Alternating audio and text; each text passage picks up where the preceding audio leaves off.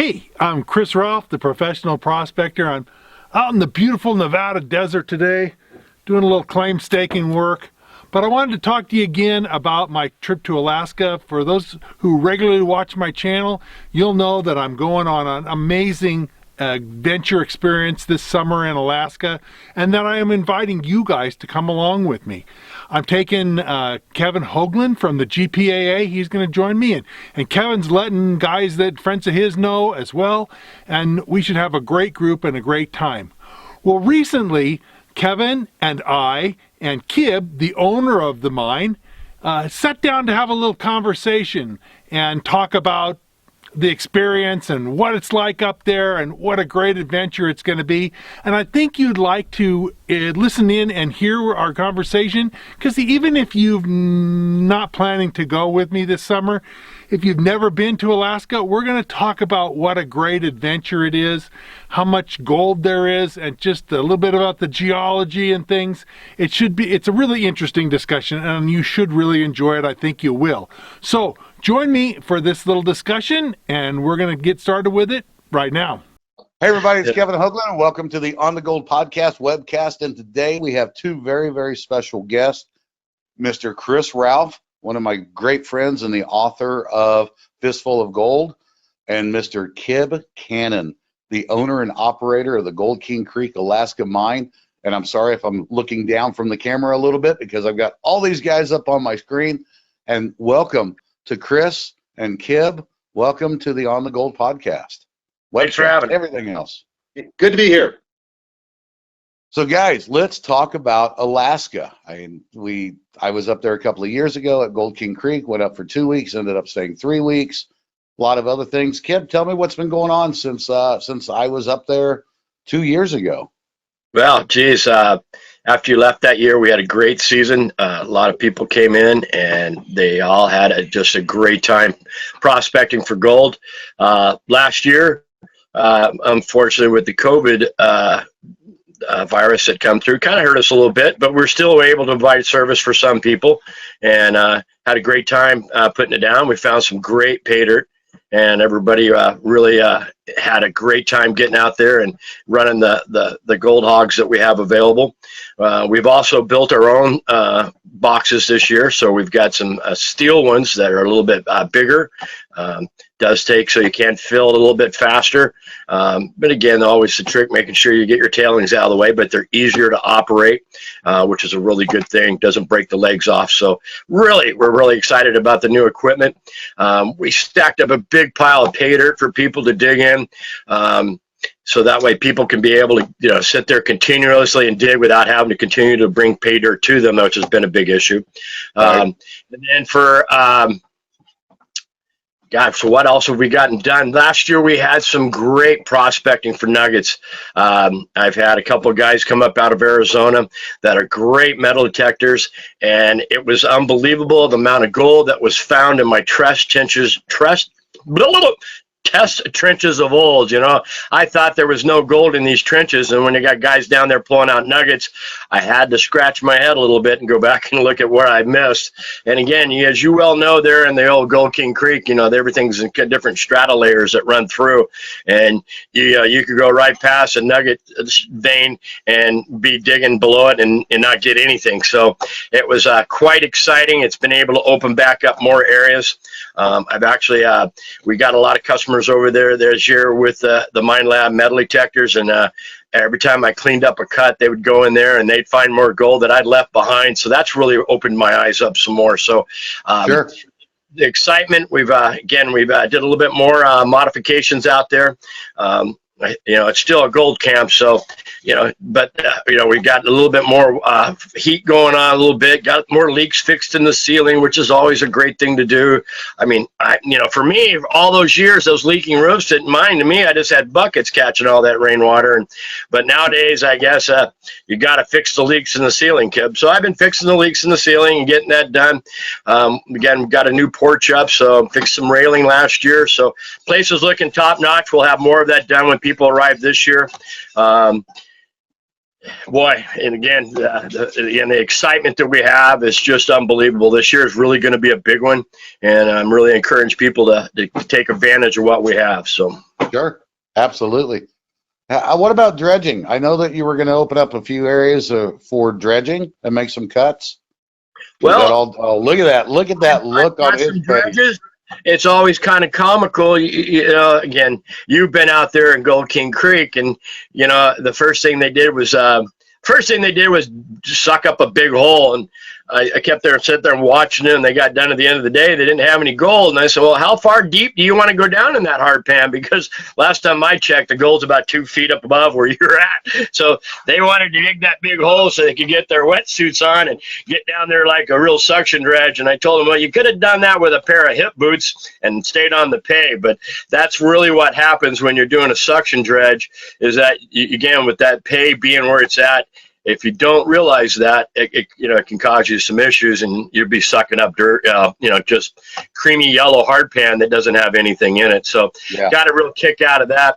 And again, it seems that every rock we have in Gold King Creek seems to plug that suction dredge. So they were out there unplugging that nozzle and unplugging that nozzle. And and this was a 5-inch that we were testing this year, and it was comical to watch these guys do it, because I was sitting there watching those guys across the creek shoveling at a nice even pace into that high banker and watching it go through, and another guy shoveling and another guy doing this. And these two guys down there just sucking like little mad dogs and throwing rocks and getting all wet and cold. And by the time everybody got done, they went and compared the two. They found out maybe it was just a little easier and a little warmer to do that high banker than it is in the water. But and then now you're setting up more high I'll let you rock on it. All right. So it was pretty comical. Again, when you start running that high banker, you got that material coming down to you that again, it's not fair for me to high grade that material, obviously. So they get in there and they start sucking and bringing down the bank, and tree limbs falling on them and stuff. And,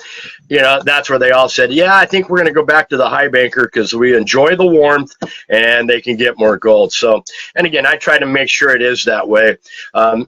Again, it's not like being in California where you can get down there, or in those rivers that you can get down below the water and have your scuba gear on. And I mean, these guys get out of this airplane and they got the mask, they got the helmet, they got, everything in the world they're going to need for this thing. And I'm just sitting there shaking my head, giggling to myself, going, this is going to be great. I can't wait to watch all this. But yeah, so needless to say, the 5-inch is still sitting there. They tried to sell it, and when they tried to sell it online, and everybody wanted to buy it. But by the time they figured out what it cost to fly it back to Fairbanks, it cost more than going to buy a new one. So they thought they'd just leave it there. So so we still have it. And then I do have a 3-inch high banker suction dredge setup.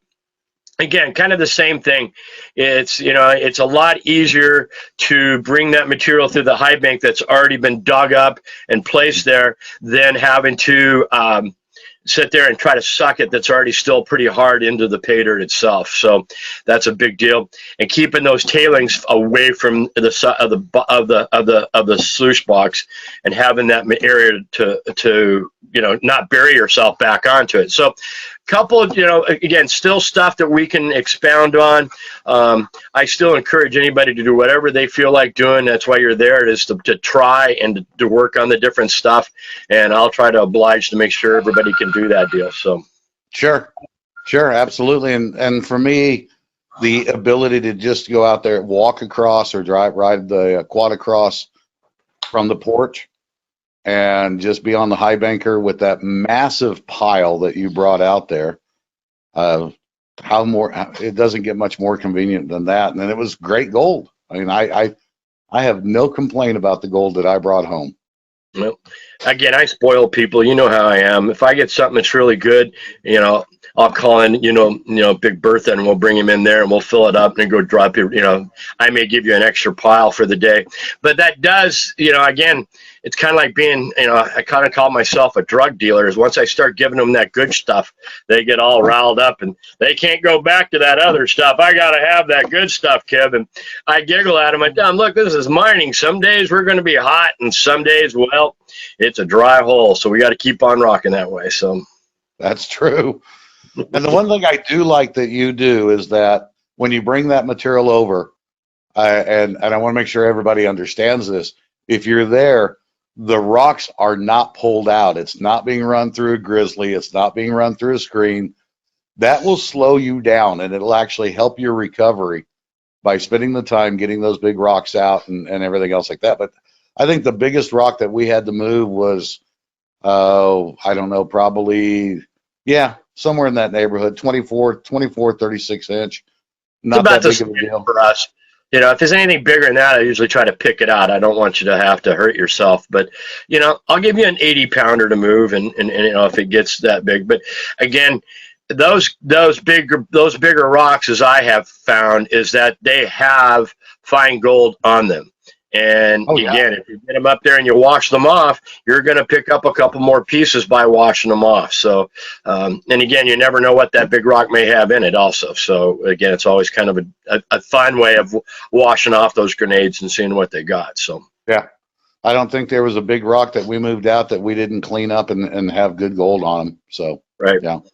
Absolutely. I actually read a study that was done where some guys were evaluating different kinds of placer recovery equipment, and they screened the material to, like, I don't know, -1 inch, and then processed it and tested it and got the gold out of it. And then, as almost like an afterthought, they took the coarser material that was 1 inch oversized and washed it off, and like 30% of the gold that they recovered overall was what they washed off the past 1 inch. Yeah. That's not funny. That's serious. No, it's the truth. It's one of those things. It's hilariously funny, but it's also so very, very true. So, Yeah. that's classic right there. That's a dry washer's nightmare. They get out there and they spend the whole summer or the whole winter out here dry washing, and then somebody like me comes around and starts working their coarse tailings at the end of the season with a little recirculator and take out twice as much gold, or at least as much gold as what they ran through their dry washer. Hold on, let me get the parrot off my shoulder. Satel, just move that way. Your head's right on my shoulder. Looks like I got two heads. Oh, I'm sorry. Keep going. Keep going. There you go. Like, man, I got two heads growing out of my head here. Yeah. Well, it goes back to, like, we wash the gravel in our big plant. You know, we take all that stuff and run it, you know, through a double screen with a washing system. So that way, when it hits the 2-inch screen, it definitely gives those bigger boulders a good wash down before we let all those rocks slide off that big grizzly. And then, you know, and then all that 2-inch we run through that trommel. And again, you know how that clay is so sticky, and that yellow baby stuff is so sticky that it really coats the rocks. And if you don't get those rocks really good and clean, again, that 30% number is very accurate, because it will continue to bring that stuff right out. Because those big rocks are, you know, as you look at your formation in that gravel, the bigger rocks are going to be down on that hard pan, and they sink down in that hard pan, and then the gold gets encrusted on top of those rocks. So that's why we have a 35-foot trommel in our bigger operation, because we definitely wash those big rocks over and over and over again for 35 feet. And we have, you know, 1-inch holes going all the way down through our trommel to get down to that 1-inch size. So, but you always have that thought, am I losing that bigger nugget? But you know, I've only found one that I've really, you know, out of all the time I've been running it, I've only found one nugget that it would have made me go, oops, I forgot I should have run the rest of it. But the good news, folks, is that all that material I ran over the years is still all stacked up there, nice and clean. And all you have to do is get your metal detector out there and wand away, and we can take a look and see if I left any big nuggets behind. But it's funny. I get people up there to go take them up there in the spot. And you know where it's at, Kevin. We've gone up there in my big open area and the big piles of tailings. And people spend about 15, they maybe spend an afternoon metal detecting. And they go, you know, I think I want to get back on that high banker. I sure was finding. I mean, it's just like, hit me, baby, hit me. I got to get back on that high banker, and away they go. So, and I love that part of it. So, but it's good to see people get out there and really stretch their legs and really try hard. Next year with the dozer, I'm going to go back in there and I'm going to hack off about 3 foot of all that and spread it out a little bit more and open up that area just a little bit more for, you know, for people to go up there. So, and do a little bit and do a fresh metal detect over those tailings, because you never know what I've left behind there. So, all right, Chris, there it is. That's the open invitation. He's going to do a push of the tailings. We can do it. Yeah. Now, Chris, you've been to Alaska many times, and Yep. you've worked around the Fairbanks area. Uh, Yes. I was up at 40 Mile in the Jack Wade Creek area. right. Oh, so you haven't been down? You haven't worked around the Fairbanks area? Well, I mean, I flew into Fairbanks and then went up to 40 Mile out of Right. Fairbanks. Well, you've been doing a lot of studying on the on all of the geology around that area, Yeah. around the Gold King Creek. Do you want Right. to talk about? You want to talk about that, or are you just going to keep that secret? No. Just waiting for the right time. We had this discussion last time, which for whatever reason didn't get, quality recording time. But, we talked about where the gold comes from, and there's a big gravel deposit that covers over a lot of the part of the area where Gold King Creek is. And I remember that what we disagreed about, Kib, was where that gravel comes from. We didn't disagree that the gold is coming out of the gravel. We disagreed, and I'm kind of skeptical of the whole tsunami theory, but that's okay. We're agreeing that the gold is coming out of that gravel. Now, further up in some other places in the Alaska range, there's actually creeks that are getting gold out of the hard rock area there that just don't have a lot of that gravel. We talked about the new roadway in. I'm hoping that we'll get to make that adventure, because I think the new road in will be quite an adventure. And we'll go by nearby 4th of July Creek, which is a little tiny creek that really doesn't have gravel on it. It's way up high, and there's a fault zone up above there that's shedding the gold, and they got nuggets at 4th of July that were over an ounce. Yeah. Now, that's pretty uncommon down at Gold King. But, yeah, you've got basically slate and schist up in the high country, and there's quartz veins and fault zones and shear zones and intrusions of various rocks like rhyolite and stuff, and the gold is associated with that. And then it's historically it's been accumulated, the material washed down is accumulated in that gravel, then the Nanana gravel that Gold King Creek goes through. Yeah. Now, Kib, you and Chris just said it. You're cutting the road in, so instead of having to fly in all the time. I'm supposed to say that? No. It's great. It's great because Kib talked to me when I was there a couple of years ago about building basically almost a major highway to where people could drive their motor coaches in and different things like that, and be. Yeah, right. Yeah, we already got that issue. Yeah. Yeah. So well, the idea, again, the only drawback to the motor coach is that I get the motor coach high centered on the railroad tracks trying to get over the railroad bridge to the road. And we've lost a couple RVs trying to get across the railroad tracks. But, all right, so the idea here is that this trail that has essentially, again, the trail we've been using for years is called the Rex Trail. And unfortunately, over the years, the Rex Trail is built on a very silty, alluvial fans that are just horrible. And as they thaw out, it is becoming worse and worse and worse. And under poor management practices by certain agencies, I'll leave them undisclosed. At this moment in time, the trail has really gone to crap. We got equipment stuck out there.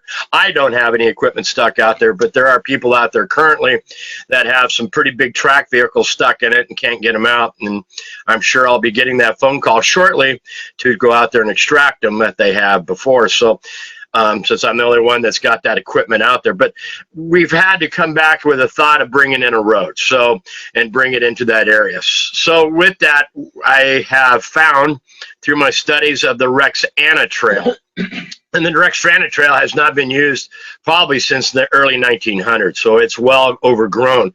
But this year I did take a four-wheeler through there and cleaned it back up. Larry and I made it all the way up to Ferry on that road, being able to open it up. Now, there is a pretty big swamp we'll have to go through, so that's going to hamper us starting from our Rochester location to get to Ferry. But my idea is that for those that are physically able, and again, we're going to have people that come up that don't have that ability to sit in a truck for 6 hours. And again, my trucks, folks, are 6x6 5-ton military vehicles.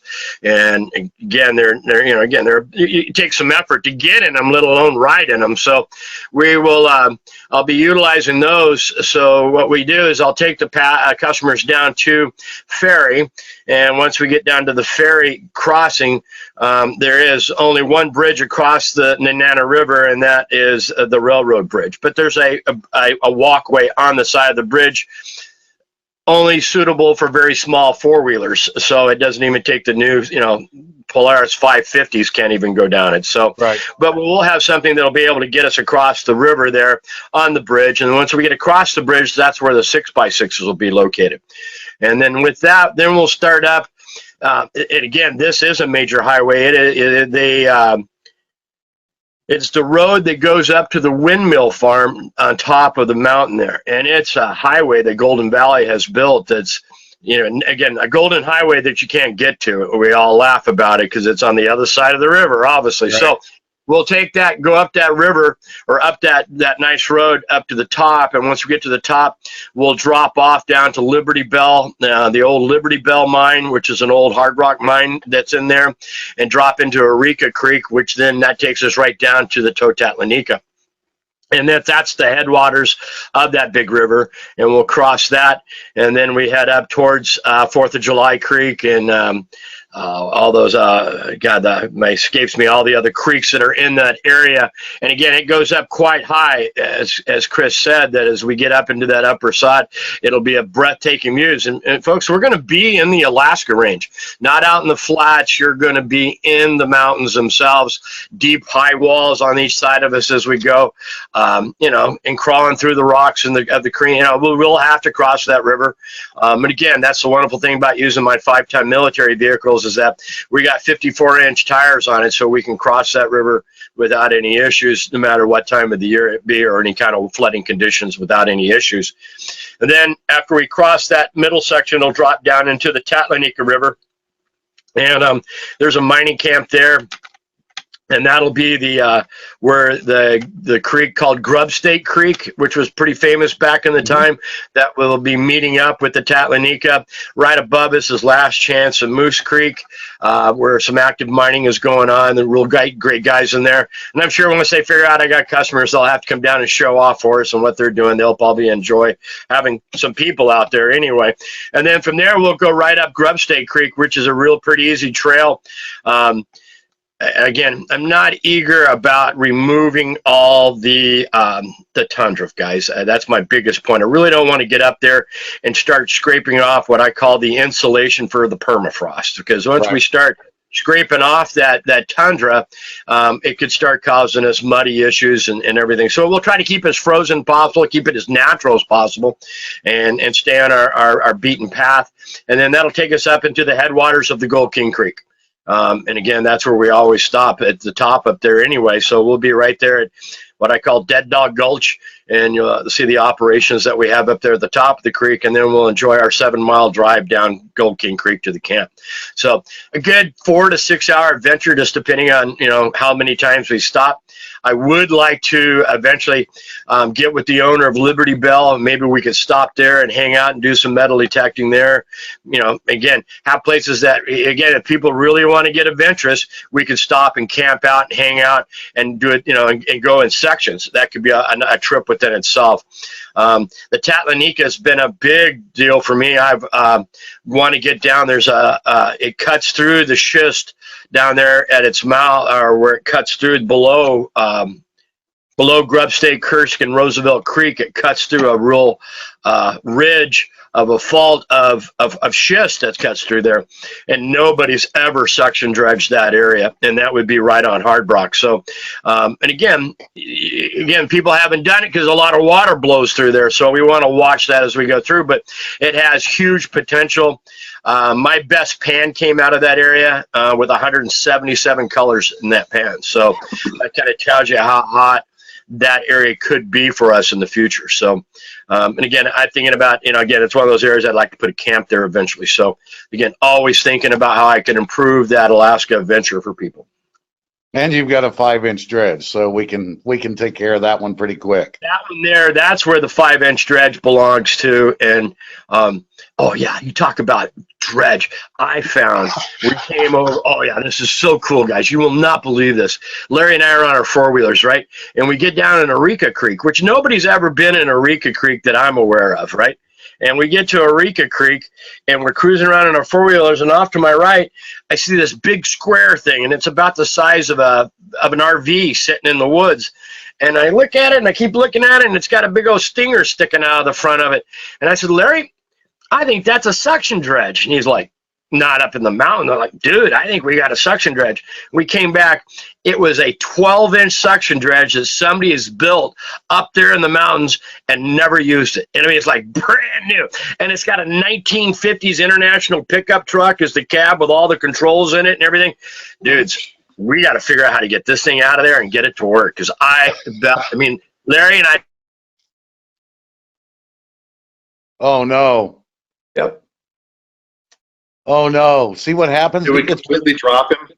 Yeah, he gets really excited, and all of a sudden, I guess maybe this is as good a time as any is to let the cat out of the bag that you and I are both thinking, or you and I are both planning on being up there. Yeah, no, I'm going to be there unless some terrible thing happens between now and then. Yeah. So you and I will be there from the last week of July into the first week of August. Yep. And as Kib said, he can handle about 15 people there. So that's you, me, and 13 others. Well, right. Kevin, are you coming up? I was going to say, hopefully I'm in on the emails. Okay. Oh yeah, you bet. So that's Yeah. you and 12 others. And I'm looking forward to it. And I'm laughing. I was laughing when Kib was saying that it's going to be a 4 to 6 hour drive.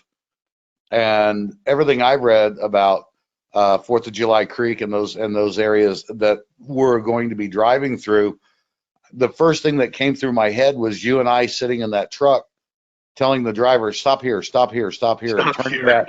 Yeah, Stop here. Stop and have a lunch break here. Take your lunch. Take an hour and a half. Yeah. Yeah, Let me have my detector. Drive turning into 2 days just to get up there. He said he's thinking about making a camp up there. Yeah. So no, I really am interested to see those locations. And as I said to Kib when I talked to him on the phone, it should be an adventure in itself, just doing that drive over the Alaska range and coming down into Gold Creek. Yes. To be its own unique adventure. Right. And flying over it, it's when I first flew in there, we're going in the small plane and everything, and we've got our headgear on and we're talking back and forth, and he's pointing out these different areas, and you can just feel the gold. You see these areas where the old mining has gone on, and as a prospector, you just start feeling everything that's going on. And now to have the ability, when he's got all that cut through, to just be able to be on the ground is going to be amazing. Mm-hmm. Yeah. And I've been to Alaska 3 times, and all 3 of those adventures were amazing. All 3, I found good gold, and it just was an exciting thing to get out into some place in the middle of nowhere and be able to find some nice gold. Sure. So I'm excited about this. I think that it's really going to be a great adventure for everybody. And, I hope people are able to join us. Right. And what I'll do is I'll make sure that when this goes up and you get a full copy of this and everything else, for you to edit up and so on, I'll make sure that all the links are included down below, Right. where you'll be able to contact Kib and how to make your reservations and so on like that, and then how to contact you and I. And I guess you and I will just work together to make sure that we don't overfilling and that we've got everything. I think that there's a fair chance that we will get more people than 26 people that we could have besides us. Right. The 2 weeks. And I'm sure that if they can't make the 2 weeks, there's other weeks. Obviously, we won't be there, but there's other weeks people could come and participate in the adventure. Right. The camp opens up. Kib, what time are you planning on opening? And welcome back. Welcome Sorry, back. the power failure here in the camp, so we had to. Again, living on a boat does have its disadvantages and its advantages. So one of those is you do get those power spikes. Yeah, you were getting more and more and more cranked up, and I figured you probably blew a transformer in the park out there or something, because you have a tendency to get cranked up. But Chris and I have been talking about us coming up there the last week of July, the first week of August, that 2 week trip and different things like that. But when are you opening the camp up this year? What dates? Well, right now I've got it being opened up the last week of June for the public at this moment in time. I'm doing a little differently on the scheduling this year. I've got to, again, we had people that were trying to, again, get their own week so they could get their own high banker and all that kind of stuff. Right. And that's just, I couldn't do it that way this year. So again, I started in July trying to fill up July. I've looked like I'm pretty much got July filled up right now. We've moved into the first 2 weeks of August now, and we're starting to fill that one up. And again, the last week of June is starting to fill up a little bit. So again, the best thing is to call me and we'll take a look at it. I'll be moving out there, in April and start getting the camp going and start doing all the repairs that I need to get done and getting things accomplished when I get there. So, but again, I'm still available for discussion on what exactly I'm going to be opened up. But again, depending on if the group's big enough, I'll be more than glad to be able to accommodate people and work it into the group. So again, what I'm trying to make sure, again, I get people that want to do it by themselves. Folks, you can't do it by yourself, okay? You're just not capable of being able to move the tailings away from the box and and doing the proper and getting enough gold. I get guys to get upset. Oh, I didn't get any gold, and those two old people over there got all the gold. Well, it's because you wanted to do it by yourself. I keep trying to tell you, it takes teamwork. It takes a deal to where you got to work together to make it happen. So I try to encourage that with people. When you come as a group. Right. That way you're working together. And again. And if one guy wants to drink more beer and not to participate, that does hamper. I'll give you shovels, and you guys can go out and battle it behind the pay pile. But I do it again. It works really great. Yeah, bang bang. Work at the best of your capability, and come as a group. That's what I'm really trying to encourage people. And again, if you want to come by yourself or you don't have anybody, I will try to pair you up with somebody so that makes it work. But again, trying to do it by yourself, and again, I don't, again, I had people, I can do 10 yards an hour. Well, folks, you might be able to do 10 yards an hour, but that poor little box can't take 10 yards an hour, okay? So right. Again, it's not the key of slamming the dirt to the box to make it profitable for you. Nice, slow, even, feeding the box correctly. Don't let your pump run, once you stop feeding it, because again, you don't find the gold gets washed out immediately. Us miners know this, and we try to teach you that you can't stop in the middle of feeding the box, sit down, pop a Budweiser, and start, smoking a cigarette while you let your pump run, because all that gold that you've been working hard for just went out into your box back into the creek. I appreciate it because I'll remine the creek eventually. But the big thing is there, you got to keep it steady and keep that feed going steady. So again, I encourage people to make groups. And if you got a great group coming, I will do whatever I can to accommodate that group to get you in there. So, yeah. And what you're saying, I'll just echo what you were saying, because working that material, that when I was up there were really 5 of us that were more or less together, and bouncing back and forth, helping each other, trying to keep the tailings out from in front, and keeping that material going, and just getting that cadence, and taking the piles and working the pay piles from both sides, and then just sinking it down and just keeping that rhythmic movement going on was very, very rewarding for everybody. Very rewarding. It goes that way all the way up to my big operation. When we're running with the big excavator, you see me, just lightly keep feeding it in. I don't take big shovel throughs and throw them in there. I like to feed it nice and slowly at an even pace, even pace, so that way it keeps everything good and washed and gets everything good and cleaned up. So, yeah. Hey, Kib, first time I'm coming to Alaska, first time I'm going to go to a mining camp in Alaska. What can I expect? What's your advice to first-time players? Leave the cell phone at home. That's your best bet. That I can always tell everybody is that, I get people they get off the airplane and I see this. It's not working. It's not working. Unfortunately, no, it does work to a point.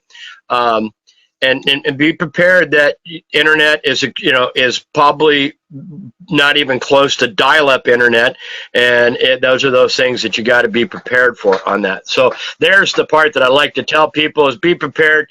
I'm off the grid. I'm at 2,063 feet above sea level at the base of Mount Kib. So you're again, not a lot of great of modern conveniences. You're coming to a real miner camp. Okay, we are a real mine. I tried to tell people that we're not a Motel 6, and we try to keep it really kind of, we're at the basic terms, and we still turn the power off at night and turn the power off during the day. So, TV, we try to have some TV at night or play some movies and try to keep that going for people if the satellites are all in the right positioning and we can pick that stuff up. Okay, coming to Alaska clothes-wise is always a big deal for people. Make sure they ask, well, what should I bring in the way of clothes? Well, bring enough clothes for all occasions, because you can start out in the morning with it being 35 degrees and cold and rainy, to being sunshine and 72 by noon, by having snow hitting you in the head and hail by 3 o'clock in the afternoon. So folks, wow, you better prepare for all of the we've seen it all. July 4th, back in the 1980s, I bought a brand new jet ski and I took it out to Harding Lake, and and I'm running around. It was rainy. I'm having a great time. By noon, I've got blisters on my shoulders from the sun and having 3rd-degree sunburn on my back. To by 4 o'clock, shoveling the snow off my Trans Am to get to get back to town. So I've seen it all, and it does happen here in this great state. So you got to bring clothes for all conditions. Now, that doesn't mean you need to bring 2 weeks worth of socks and underwear, because I do have a washing machine. We're not that barbaric, and I will be able to provide you some washing.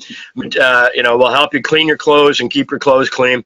But again, that's on a limited basis. I had guys that would bring one solid clothes and they wanted to wash their clothes every night and warm their jacket up in the morning. Well, again, I'm not going to let you warm your jacket up every morning, and be sensible when you bring the clothes that you're bringing. Mosquitoes, that's always a big question I get. When I come to Alaska, what about mosquitoes? Do you have any, are there bugs bad? It's a state bird. Alaska, okay, and yes, we have bugs, okay. Now the year will start with big mosquitoes, big old gnarly you lose blood when these things land on you, all right? So again, we do provide mosquito netting, we do provide bug spray, but you know, the winds will pick up there in the valley when the sun rises and the sun goes down. The winds pick up, obviously, coming off the mountains, and they blow the mosquitoes away for majority of the time. But you get out into the woods, you're doing some prospecting, those son of a guns are going to find you, okay? Now, they lay their eggs quickly in the time, and then their offspring are these little bitty mosquitoes, and they're the most kamikaze, nasty little things you've ever met in your life. And they'll hit you so hard they'll knock you off your feet, okay, trying to get your blood out of you. Now, again, that's only a short time of the season for them to have. That's usually that month of June and a little bit of July. And again, the warmer the temperatures, the dragonflies will start coming out. Once the dragonflies, they're our friends, once they start coming out, they start eating the mosquitoes, and the mosquito population goes down quite rapidly.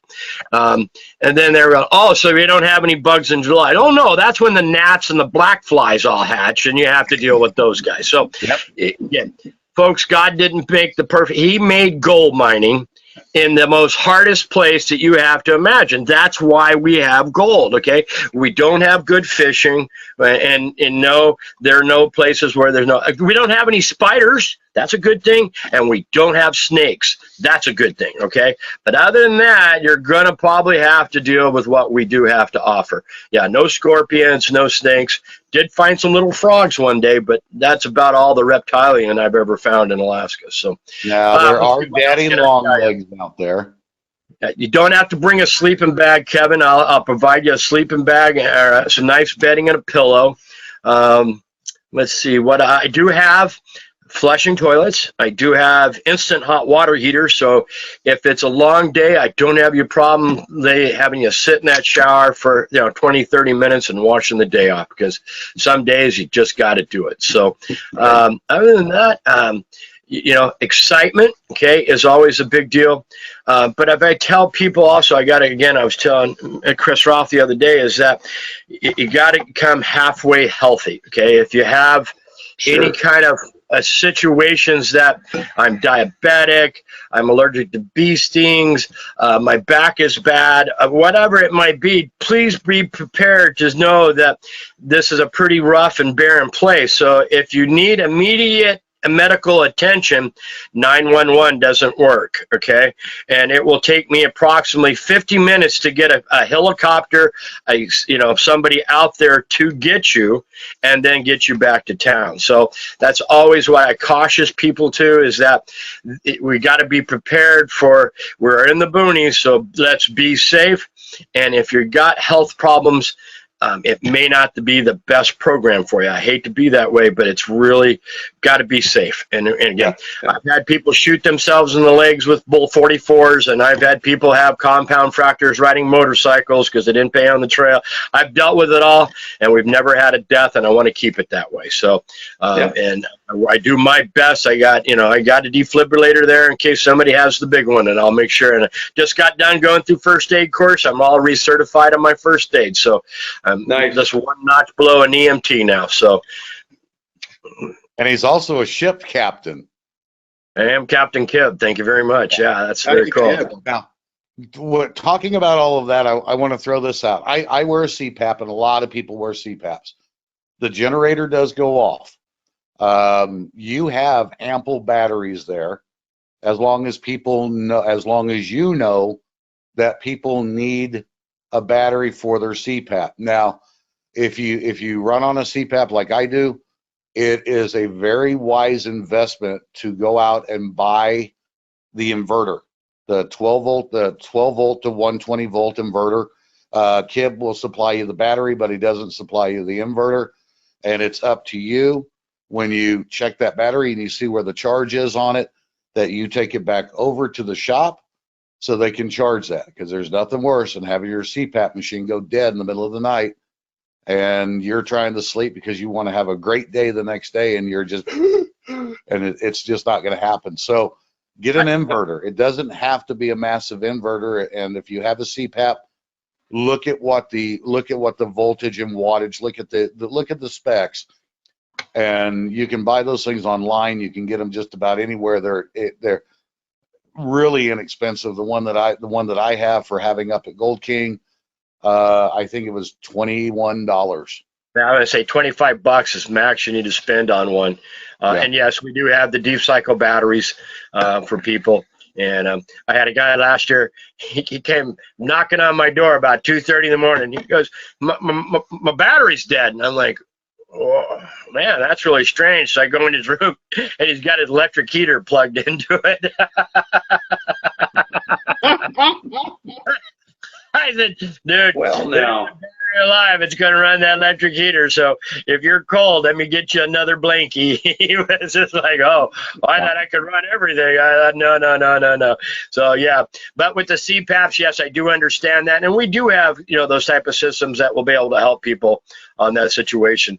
Again, I do have LED lighting, battery power LED lighting through the camp at night, so that way, again, guys, we got 24 hours of daylight, so it's not like it gets that dark in there. So then I do try to provide that for the customers. So Right. And Nice. I'll tell you from my experience, there was nothing there that I felt was an inconvenience. Yeah, because I've been in mining camps. I've been in really hardcore mining camps where there's nothing. When the generator goes off, the world is gone, and things like that. So the ability to, I just didn't. I never felt inconvenienced. If I wanted to take a shower at 10 o'clock at night after the generator had gone off, okay, I'm taking a shower in the dark. But the Insta Hot heater, that wasn't an issue. So well, we make sure everybody gets clean before we turn the power off. So we work hard to make sure everybody's obliged and taken care of. And I usually wait until it gets real quiet, and then we turn the power off. So, and it's nice. I mean, for me, at least I get sleep, because if you leave that generator running all night, that puts me to sleep. As soon as it turns off for any reason, or it burps or it farts, I'm up out of that bed, and then I never get back to bed. So the generator is one of those things. It's sure better to have it off at night. I sleep better for sure. So yeah. Well, and I know when I was first up there, you were running the gen all night long, feeling that you needed to accommodate, I guess, maybe even just possibly me with my CPAP. But like, no, we don't need to do that. And I noticed from that point on, boy, you slept better. You were more friendly in the morning. This guy, until he's had coffee, Kevin, just as a forewarning, when he rolls out in the morning, he's just bigger than life, big booming voice, just like he always is, but he's grumpy. He's grumpy got to get that petro on me first. Yeah, then we're ready to rock. He's pretty grumpy until that second cup of coffee, and then he starts to mellow out, and he'll sit there and start planning out the day and checking email and doing whatever he can, and then try to keep him from checking email. Try to get, when we're there, try to keep his head out of getting onto the computer, because his frustration factor goes along with the amount of bandwidth that he has for internet. And Right. it's ugly. It's ugly. I just got to the point in the last 2 years, I just don't even take it with me anymore. Again, as I say, as soon as I get on that airplane, I leave it all in the truck, and it's just easier just to leave it all in the truck and get out there and go to work and have fun. And yeah, it does. That's why I try to encourage everybody. Just leave it at the doorstep and come enjoy the week of what's there, because it'll never be again. One day this is not going to be there. So, I want people to get out and really enjoy what's there. Yep. And don't let that internet get away. Yeah. So, Chris, all yours. Hey, no, I'm looking forward to it. I'm excited about it. This will be my 4th trip to Alaska, and all 3 trips it was, kind of roughing it in a little camp, and getting out and finding gold. It's an adventure, and you're a long ways from anywhere. I have a question for you, Chris. What kind of metal detector are you usually working with? Well, metal detectors are tools, okay? And if you need to unloosen a Phillips head screw head, you don't want a wrench to do that. You want a Phillips head screwdriver. And because the gold is a little on the small side at Gold King, for the most part anyway, I'm thinking the Gold Monster 1000. So initially I was thinking, well, do I want the Gold Monster or do I want the 2300, which is also like a small gold pulse induction machine? And I'm thinking I'll just bring the 1000, but I'll bring both coils in case I want the bigger coil. Yeah. The 2300 works great. Obviously, I'm a big fan of the Monster. I've been converted by Mr. Kevin there. He definitely has converted me to woken my eyes up to the new technology. I mean, I was floored that I was able to find pieces of gold the size of the head of a pin.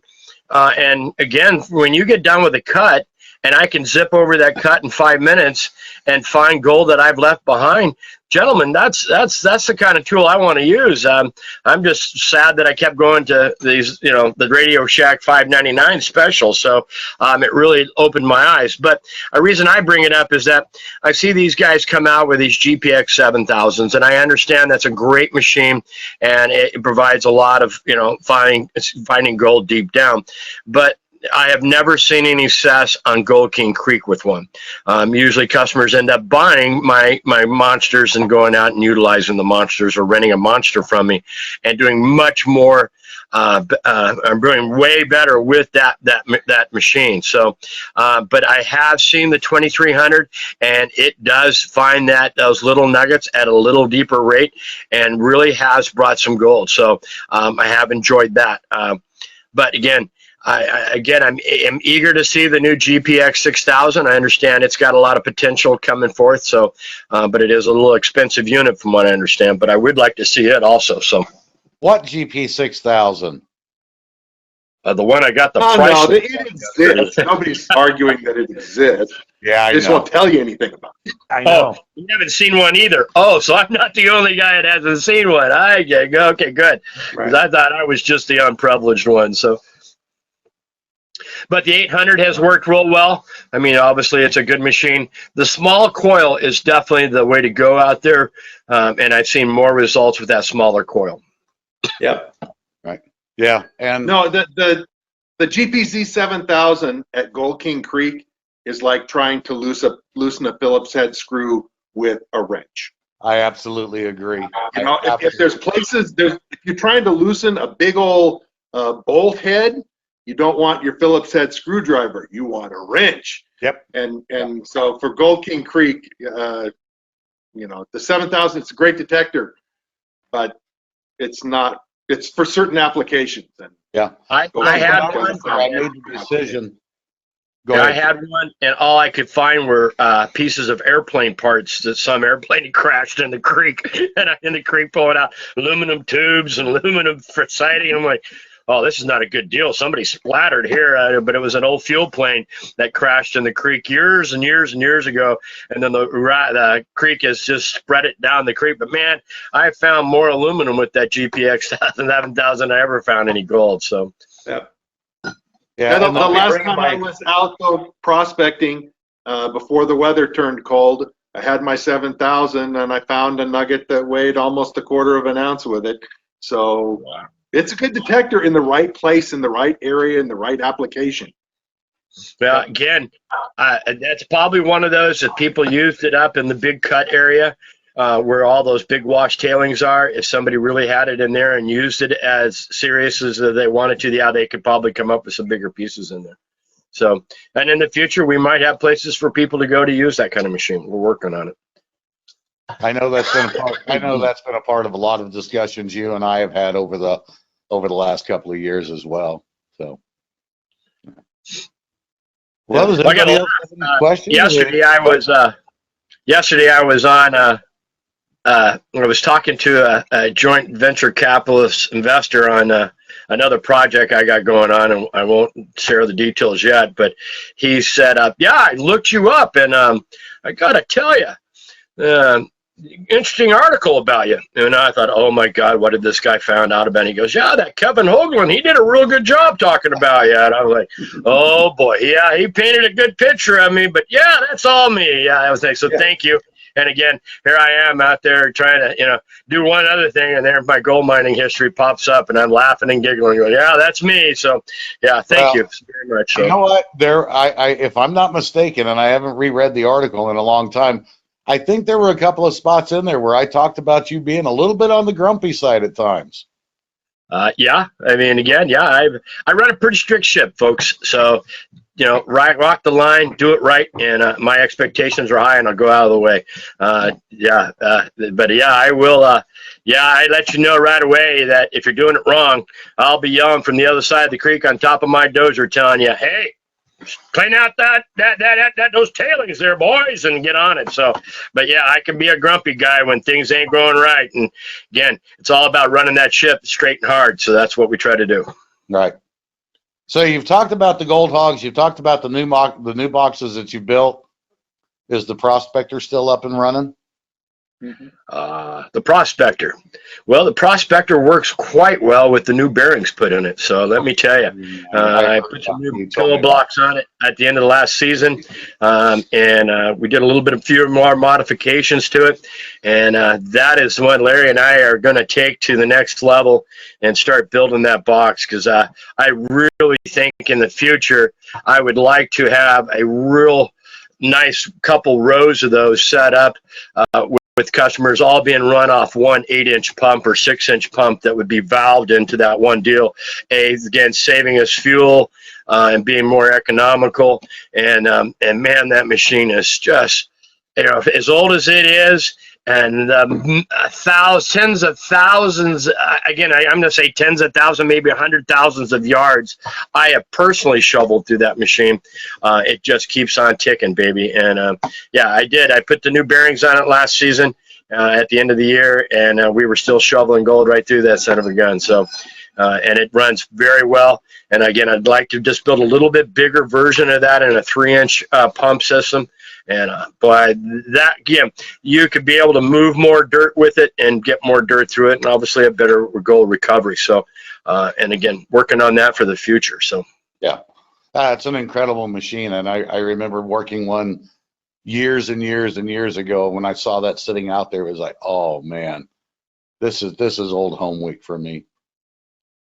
yeah, I don't know how many of them are really left in this world. If I could find another one, I'd sure snack it up. But again, Larry and I have put it on plans. We're going to build our own, and as you well know, that's what we prefer to do anyway. So, and we'll build a new one and a bigger version of it. So, yeah.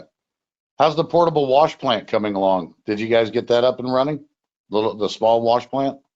Yeah, that's set up right there in front of the creek. Last year, again, with the lack of customers, I had some guys come and we put together a special package, and we call it the PKC University. And I sat down with these two guys for almost a month and a half and really explained gold mining and how to read the dirt, how to get out there and pan.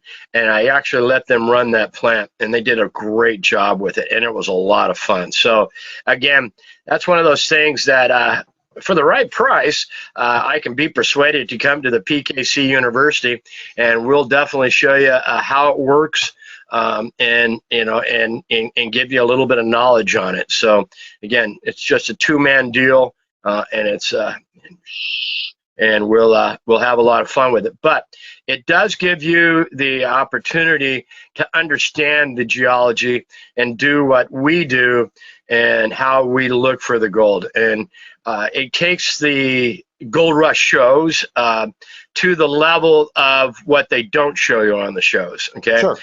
I love how we can decipher where pay is by an XMR gun. Is going to tell you where the pay is. And no, folks, that doesn't work that way. It's called a gold pan, and that's what you need to be able to decipher where gold is. And not just a pan, but more than one pan will be able to tell you if it's going to be a profitable venture or not. So I encourage people to, if it's something that really interests you, you can talk to me about it and we'll discuss it. But yeah, my little portable plant, 25 yards an hour. I feed it with a little old excavator by itself, and it just zips right along. But again, it's one of those deals that, again, as you try to teach guys, is that you can't hammer it and you can't push it all through, because you can literally sit there above that little plant and you can watch that material go through the plant, and you can see the gold in the riffles. And then all of a sudden you get all of this excited because you see gold in your riffles, and all of a sudden you start dumping all kinds of gravel in there, and then the gold's gone out of your box. You go, oh, where did the gold go? Well, you didn't feed, you had to slow down, slow down, and feed it nice and even, and that gold will stay there. But as soon as you hammer that gold into those riffles and it gets too much gravel, it disturbs the turbidity of the box and the water, it will flush that gold right out. So good learning experiences for people. And again, sometimes I get up there and again, I try to show people what you're looking for when you set up a plant. And again, it's good to teach people what it really takes to set up a plant. You just don't pull it out there on the ground and plug it in and away you go. You got to, you got to know a little bit more about how, what angle your box is at, what's your drop rate, again, how much water to put through it. I mean, you turn an 8-inch putter pump on a small box, you're going to be blowing gold right out of the end of it. So getting your RPM set on your pumps correct, and all that good stuff that goes through it. And again, getting out there and how you decipher where the pay run is going to be. That's the biggest thing and the hardest thing trying to teach people, especially in my area where you have that false hard pan, and being able to identify the different types of rock and in there. And again, once those people get all excited, then they want to dig through the hard pan. How far can I dig down through that hard pan? Is there more gold below the hard pan? Folks, that's stuff that you got to learn as you go along. And it all starts with Mr. Gold Pan. So I have taught a lot. I had one guy show up last year and he comes in and he starts telling me, "Oh, my gold floats out of the pan. There's no gold out there." And I'm like, "Really?" I said, "Man, I've never heard that before." And he goes, "Yep, can't find a damn thing. It just floats all out of my pan. Your gold just floats." So I said, "Well, let's you and I after dinner go over there and let's do some panning together." So I took him over there, and boy, he fills up that pan and he puts about a shovel and a half in there, which, me, I put 4 or 5 shovels in my pan. I can barely pick it up when I walk over there. He has about a shovel and a half, and man, he's sloshing stuff all over the place, moving that pan and jumping it around. And I'm like, whoa, whoa, whoa. He looked like he was having an epileptic fit there. I was like, slow down a little bit, buddy, and let's do this nice and slow.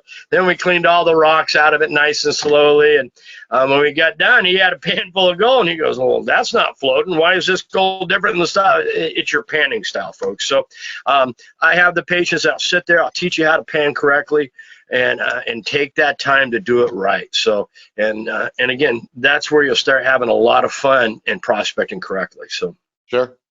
And I think between the 3 of us, between me and Kevin and you, there's going to be a lot of opportunities to learn stuff there at the 2 weeks when we're there.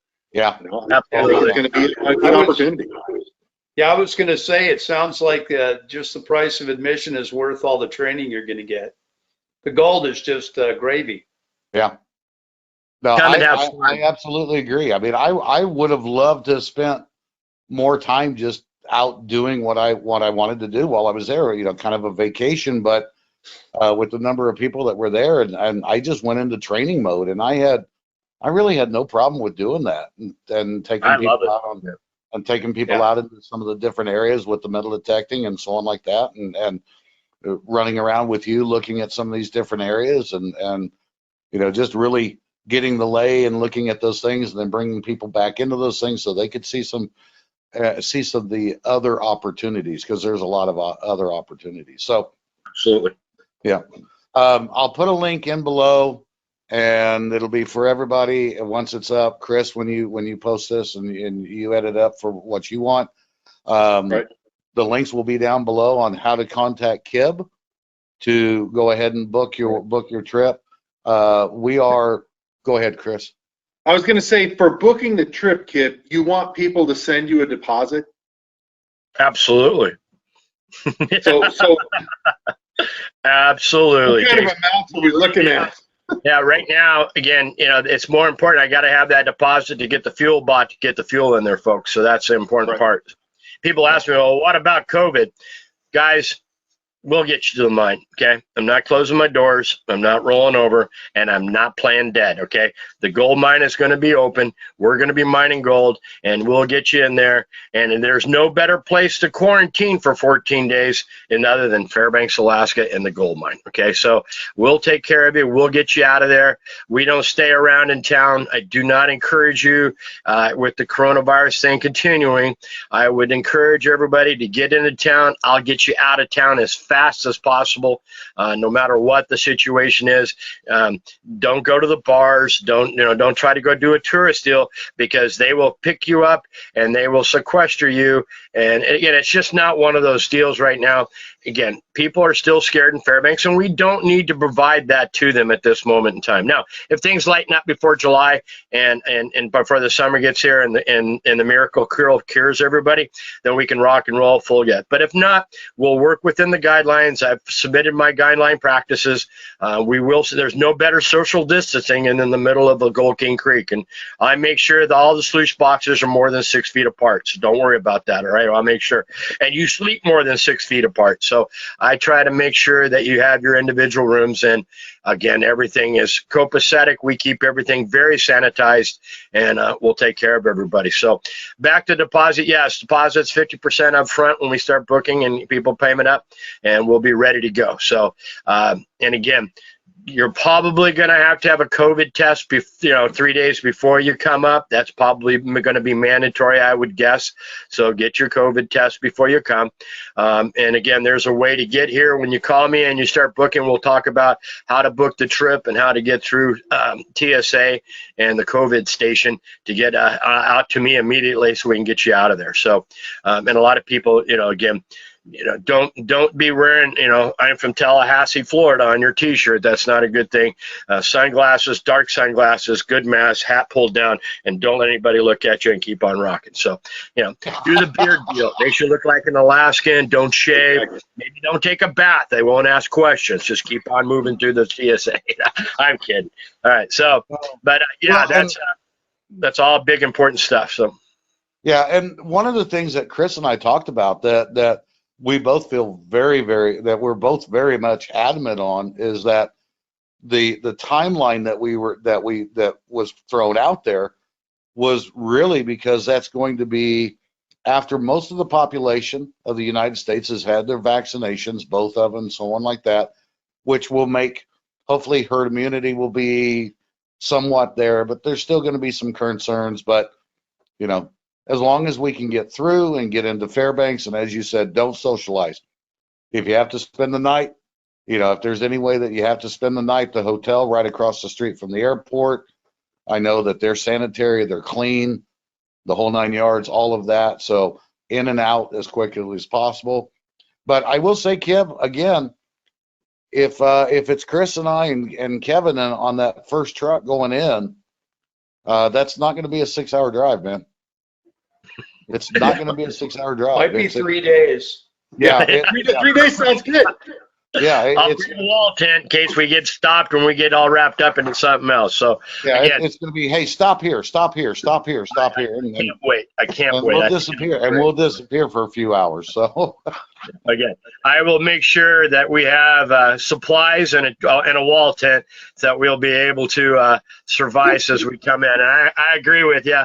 Again, I throw numbers out, but just from the beauty that I have been able to look at so far in putting the road in there, again, it's tough for me to even do it in that time frame. So every time I go, either I'm stopping or I'm panning or God, I got to get the metal detector out, and again, and then all of a sudden it's 2 o'clock in the morning, and I go, oh, people are going to get pissed off that I'm not back home yet, so away I got to go. So, yeah. But yeah, it'll be a lot. That there will be an adventure within the adventure, and again, if you can't handle that, we will have an aircraft available to get you in and out of. So the aircraft was still available, and we'll still, again, I had an old guy show up, 79 years old, and he had a 59-year-old wife, okay?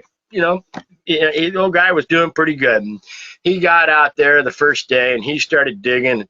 Oh, man, he got real quiet, didn't say a lot. Boy, the next morning, they didn't come back in for dinner. He showed up about 8 o'clock and ate his dinner and went to bed. 6 o'clock in the morning, I go in there, eat my coffee. He was grumpier than I was, but man, he was out that door, and that poor little lady was looking over her shoulder, and out they went. Another 14-hour day goes by. After the full week, I like to take you up creek and show you all my adventures and all my testing and the history of Gold King. So I went up to him. I said, hey, aren't we jump on this four-wheeler and you and the old lady come up the creek with me and let me give you the Kib Cannon tour? And he goes, son, take the fuel out of that four-wheeler and put it in my pump. I got gold to find. That was pretty comical. He was not giving it up. So at the end of the 2 weeks, I walked up to her, and she's out there on the runway. She's got big old tears coming down her eye. And I said, well, what's wrong? She goes, I came to Alaska, and all I saw was a dirt pile for 14 days. And I was like, I felt so bad. So, folks, God, I know you want to cut up, and I know the goal's there, and I know you get going on it, but you're going to have to stop, and you're going to have to take the 7-mile ride up the creek just to see Alaska one time and get it all in there. And if you want your marriage to be good, you may want to do that trip, because I don't think it got very good for that guy on the way home. He may have got some gold, but boy, I tell you, she probably spent every ounce of that gold on him. So it was funny. So Yeah, and I'll say from the experience of it, that 7-mile trip to me, I ended up doing that 4 or 5 different times just to go up and look at different things and hang out there. That trip up to the old wash plant, man, I tell you what, that is Alaska. Yeah. And seeing the mountain and when the snow came in on those few days that happened, and you go through so much going from the camp all the way up there, and everything that you see every few hundred feet is something different. And like where the old settler was, where the old settling camp and different things like that, it's just absolutely unbelievable. Moose, caribou, eagles, wolves, fox. I mean, the wildlife is there for you to be able to lavish in. And people, I don't see anything, but just sit there and be still and be quiet, and they'll be there within a few minutes, because that's their home, and they all live up there. We just get to be in their world, and I respect those creatures up there, and they are beautiful to be able to watch and partake in. So yeah, it was amazing. It was absolutely amazing. I mean, I love Alaska. Everywhere I've ever been in Alaska, there's a very particular beauty of having the Bering Sea right in front of you and the tundra right behind you, and then going up into the 40-mile country, all of that area through there, and there's just, and then down where you are right now in Juneau and all through Anchorage, there's just this incredible beauty about Alaska. But being where, being out on the mine it's just I went up there one day. I just took a quad and I went all the way up to the wash plant. I went up to right up on that top pile, turned off the motor, and I just sat there for about an hour. And it was just, it was amazingly grounding. It was everything that needed to be. I know, I'm not, you're smiling because you do that all the time. So it's the Fortress of Solitude is my favorite place to go. I go up there and sit there, eat blueberries, and go and I just go up there and be Kib. So that's where I do. So it's my point on the top of the mountain that I enjoy it more than anything. So, but it brings up, I will hopefully have, it's not hopeful, Kia Ora will be up and running here coming up. Larry will be captaining the Kia Ora for 4 people at a time. Kia Ora is a 1969 Hansen trawler that will be our boat down here in Southeast. Because people have always asked me, do you provide fishing with your gold mining? And again, as I said earlier, unfortunately, God did not create this wonderful world with gold and great fishing together. Now, I will provide you with great gold. We have said that today. And our mission now is to provide you with great fishing on top of it. So these are very exclusive tours. It will be very seclusive, so we won't be around other people. And again, we will take you into bays and creeks that have never been metal detected, that you well know by watching the guys on the Gold Rush shows that they're up there at Porcupine Creek, which is just 85 miles north of my current position, and they're finding nuggets. So we will be offering very limited spaces. You can call me for the Kia Ora Adventure Tours. They are, again, we've got that up and running, so that'll be also enhanced with it. If you want, if you got to come to Alaska and do it all, come spend a week at the mine and then come down and do a 5-day trip on Kia Ora. I've got a couple people that have already signed up for that wonderful tour. And again, there will be nothing other. You will go home with a smile from ear to ear with the biggest Alaska experience that I could provide, and I guarantee you, nobody else in Alaska will provide what I am going to provide for you, because Larry and I have worked hard to get it to this point, and we're ready to go. So, gentlemen, I have crab to go catch. I have a guy waiting on me currently with a boom truck to be loading up pots onto the boat here today. So the sun is shining, and down in Juneau, that is not something we get very often. So I have loved talking to you guys today, but unfortunately, somebody's got to go to work. So I understand. And Kib, if you need to jump off, but Chris, do you have any last words or last questions for Kib? No, I'm looking forward to seeing with you. And hey, I may be talking to you about that boat-based tour thing too. We may talk about that in the future. Kia-ora. Kia-ora means be well. Yeah. We'll talk more about it.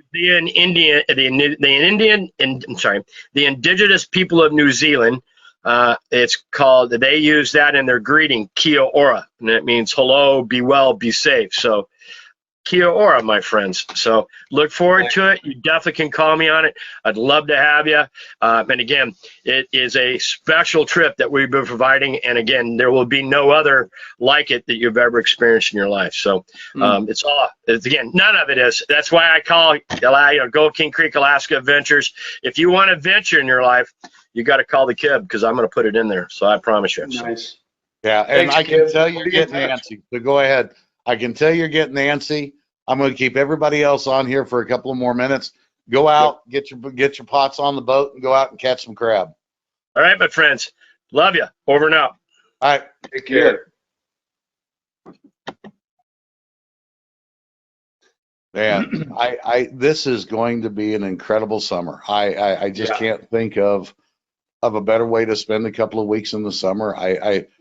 I had so much fun while I was up there, and again, I was really ended up just doing more training and working with other people than I really had for myself. But I still brought home. I did real well. I did very, very well. Yeah. And Well, I gotta Chris, say, I'm looking forward to it. yeah, I gotta absolutely. say, All the trips that I've made before to Alaska have always been great adventures, and always done real well with the gold, and it's always a unique experience. And I'm looking forward to doing it again. Yep. Oh yeah.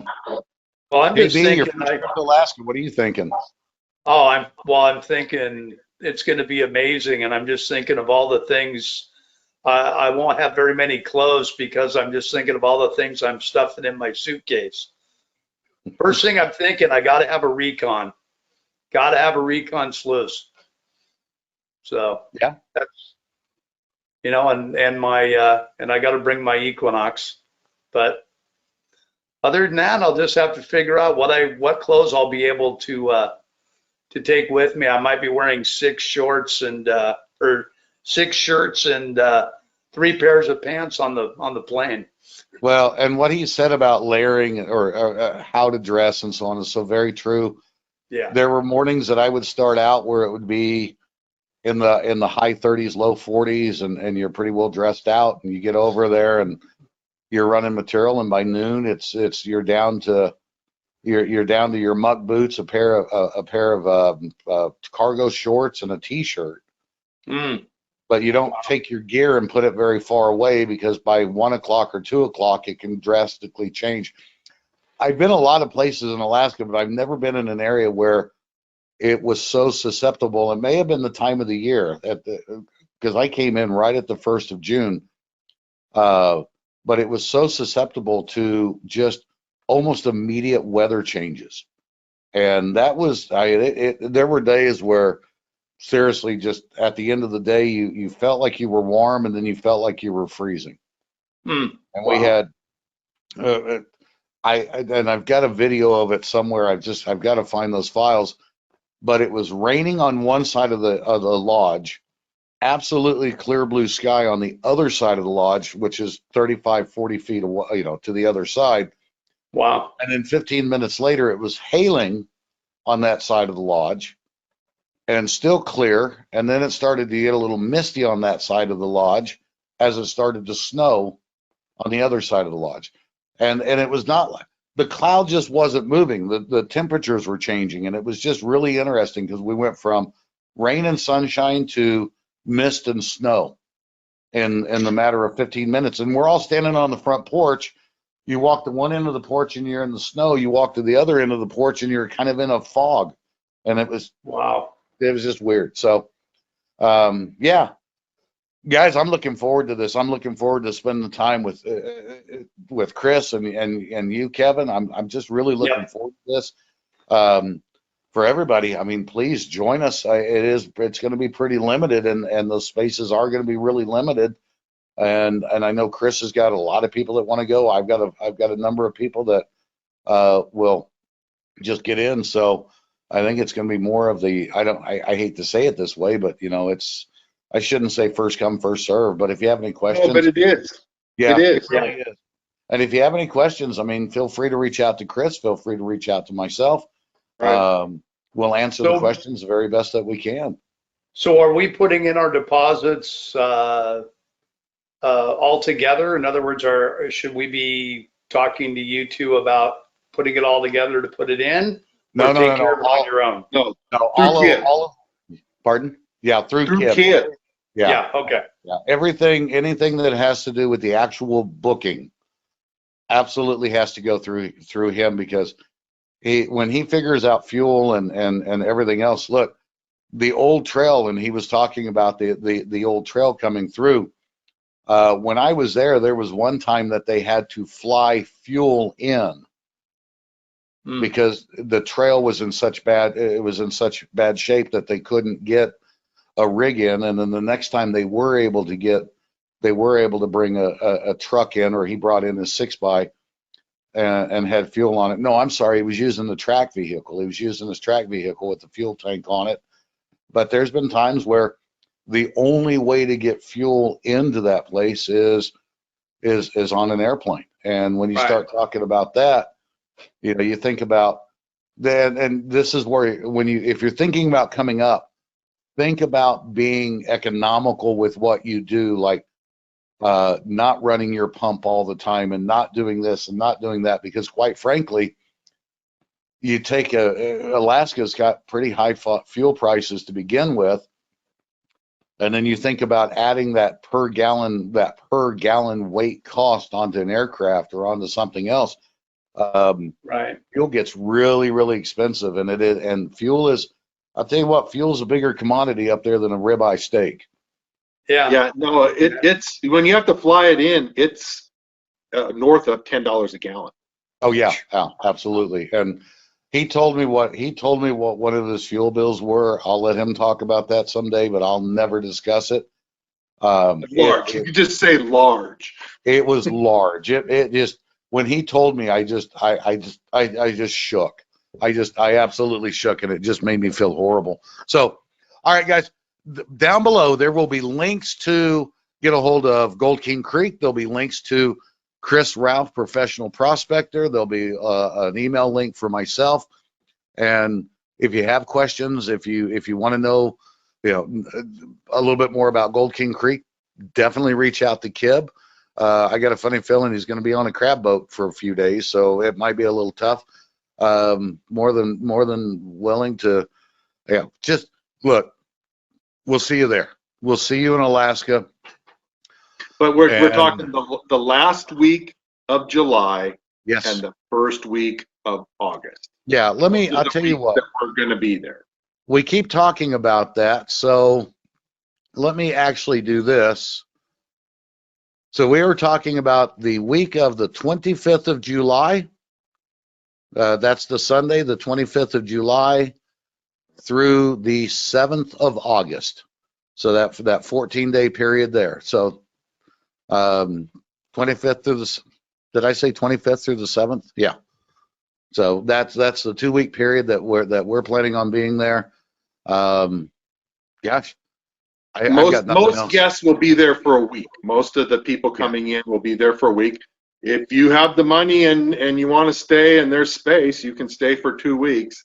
Yep. But I like what Kib said about bringing somebody along. It's an experience, and I know with my previous experiences in Alaska, that it was always better having folks with me to share. You know, if you make a nice find, if you see something unusual, you experience something, it's great to have a friend or somebody there that you can share the experience with. Yeah, I totally agree with that. There was one guy while I was there that was on pretty much on his own, and I'm more, we kind of adopted him and just brought him into with everything that we were doing, and it really changed his outlook of the way things were, because he just, I don't know if he just felt like he was an outsider or whatever, but having those moments to be able to look in the box of the big gold hogs, and everybody looking at it and seeing the gold and sharing that experience, or going up creek with Kib, and being able to talk about those things and have that. Yeah, it's I absolutely agree with you, Chris. If you're not, bring somebody, Right. make it easy. So, but if you have to be by yourself, there'll be other people around. But it's it's an experience, that you get to share. Yeah. And it is about sharing up there. It really is about sharing. So, all right, guys. Hey, that's it. I mean, we've gone almost 2 hours on this, and I'm not going to cut any of this out. I mean, this is going to be a long one, and I'm glad that Kib didn't drop any big curse Yeah, I was bombs going or to say anything there were else. some bombs. Yeah, for the first time, that's the first time I've ever had a conversation with him that the worst thing that came out of his mouth was, I don't even remember what it was, but it wasn't bad at all. You hear it on CBS now. So from all of us, from myself, Kevin Bell, Chris Ralph, we thank you for joining us. Gosh, get a hold, look at the Gold King Creek Alaska Adventures website, which is Gold King Creek Alaska Adventures and .com. Take a look at the website, get some information there. Reach out to Chris, reach out to myself, and we'll see you in Alaska. Sounds great. Yeah.